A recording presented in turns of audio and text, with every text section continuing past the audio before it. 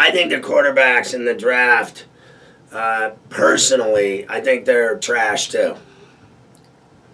I think this draft of quarterbacks is trash. And that includes, I'll say it, Trubisky and all of them. I don't think there's any of them that I care about. I like Deshaun Watson as a player because he played in gigantic games and was hugely dominant and successful in those games, playing at the highest level. In my opinion, without a doubt, he's the best quarterback. Without a doubt. I mean, you don't get to those games unless you're great. I mean, you don't make it to those games unless you're great. You got to be a great quarterback. Do you believe that kid, Jackson, the kid at Louisville, do you think he'll get them, Louisville, to the playoff next year, the 4 teams? He's the most exciting quarterback in college football, bar none.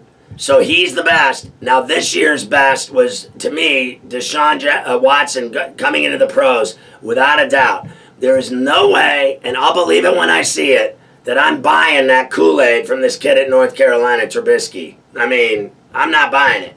I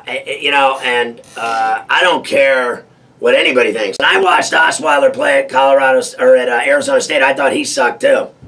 And he still sucks. So there's a million of them that I think are average at best. But I never once thought Deshaun Watson was average. I thought he was a badass.